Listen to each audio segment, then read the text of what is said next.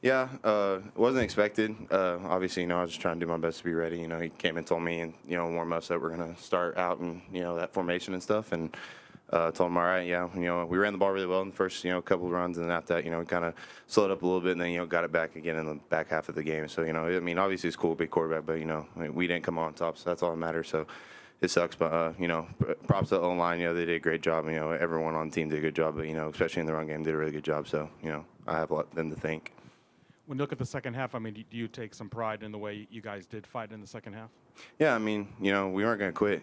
Obviously, we could have just sat there and, we could have let them put up as many points as you can. Obviously, Trey went out there and got a big interception. We're able to score some points. So I don't think it's in anyone's DNA on this team to give up and quit and just, be done and, lose as bad as, U of A did a couple years ago. So, it sucks. And, it's 2 years in a row now that we've lost. But, obviously, we got to work, and, if we decide to come back, whoever the situation may be, we'll be ready to go. Jordan, as you have a chance to kind of step back and digest everything, what's going to stand out to you most about this team this year? No, not really. No, I haven't really had a chance to sit back and digest anything. I'm just embarrassed and mad as shit. I don't know. No, I haven't really digested or thought about anything. I'm pissed off. Jordan, from a coverage or just like an approach standpoint to that first half, what did you think was kind of not working to the way that you wanted, or what were you trying to do? They were getting a lot of stacks and bunches, kind of playing with our rules. You know what I'm saying? They were well prepared in that aspect. But at the end of the day, we as players have to adjust. That's not on coaches. That's on us, and we got to make some of those plays. They made them. We didn't. That's why they won the game. It felt like, they had a hard time getting to the QB, which we kind of knew going in was going to be hard to get to Noah Fafita. He's not been sacked a lot. Was the pressure not getting to him, was that harder on the secondary to, get the coverage, or was that allowing for a lot of time? If you're not getting pass rushes, it's hard for anybody to cover. But at the same time, if you're not covering, the rush is not going to get there. You know what I'm saying? They need time, too. It goes hand in hand. It's not on the D-line. We got to make plays. At the end of the day, in the secondary, we got to make plays, and we didn't. That's why we won the game. Trey, this defense has had really high highs and kind of low lows, and the consistency hasn't been what you guys have hoped for. What do you think are the main factors in that? I got to say just execution. There's things that are put in place to where we're set to make plays, and we just got to execute the plays. Every call is not going to be the best call for every single play. That's part of football. But at the end of the day, just executing what we know, what we should be doing. And just from that, man, that's where the ups and downs come from, just doing our 111.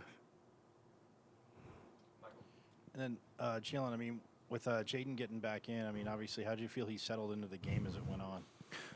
He did okay. Obviously, it's hard to not play in 9 games and, just come in and playing the biggest rivalry game, of your life. So, props to him for, preparing all week and doing a good job. Obviously, like I said, it's hard. It'd be hard for any quarterback, especially a true freshman, to go do that, after not playing in 9 games. So, props to Jane, did a really good job. Obviously made some really good throws. Obviously, you see what he's going to be able to do in the future. He's a great quarterback. He's definitely settled in. He did a good job keeping his composure and stuff. So, yeah, props to Jaden, but it's a hard situation. So, and he did a good job handling the adversity and do what he can. Trey, you had an interception in the second half. Start to turn momentum a little bit. Tell me, what did you see that caused the interception to happen? Well, we had a pressure coming for the quarterback. They had lined up in Indy. We checked to our coverage. Obviously, the lineman full slide, so both the linebackers dropped out, and we knew that he was going to stare down his receiver. So I melted fast, coming back across the formation, and then just made a play. Did you think he was going to have a touchdown? I seen green, but when you 22, you kind of get old when you take a lot of hits. So, but I did see a lot of green, and I was glad that my boys was up there blocking for me. With kind of the way that the first half goes, first half went, what was kind of the message in the locker room, especially on the defensive end, to be able to come out and finish the game and kind of slow them down at least a little bit on what they did offensively? I think the biggest thing was just coming out with fight. in the past we've kind of settled down or laid down, I'd say, with some of the teams that probably been up by two or more scores. So the biggest thing was to come out and fight. You know, that's not the type of team that we are. That's not the type of character of men that we have. So we relayed the message that we're going to come out, we're going to fight no matter the score, after score, and we're going to play ball. We're going to play football. And for the seniors and for the guys that this is their last time on the field, we're going to give it all, whether it be risking limb to leg to arm. We're going to risk it all for those guys. And being one of those guys, I was willing to risk it all for my boys. So just being able to show that fight and show that we're not a team that's just going to lay down.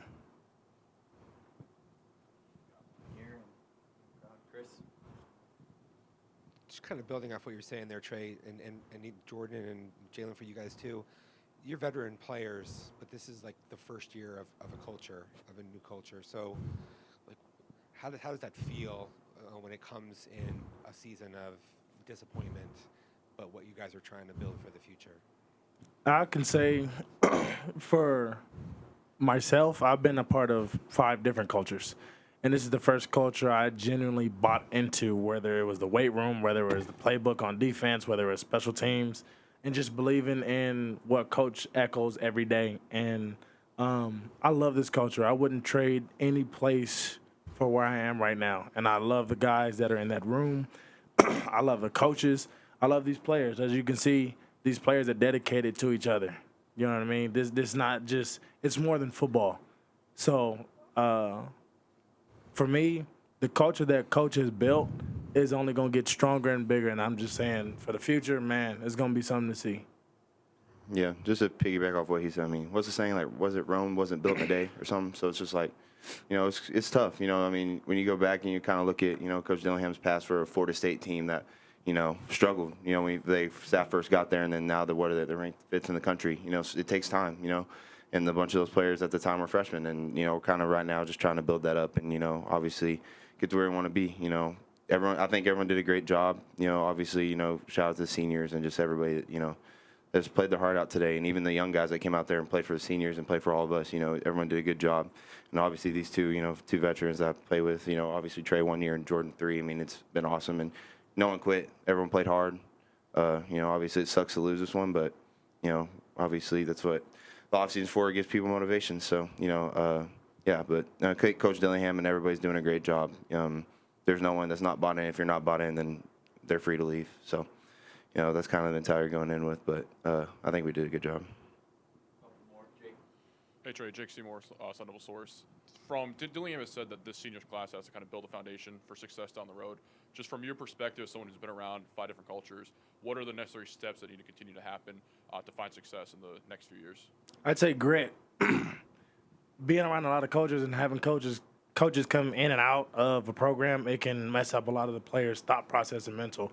So I think a lot of the grit that the guys have, that's something that Coach brought in, and that competitiveness, that's something that our team has been built on, and something that we've kept throughout this whole season. You know, through the ups and downs, obviously we don't like losing, but with his mindset and the aggressiveness that he has, it trickles down to us, and we got to be wanting to go out and fight and not just lay down and be willing to punch back if you get punched first. So that grit and that fight, that's something that I love with Coach Dillingham that he set with us in the spring and in the offseason.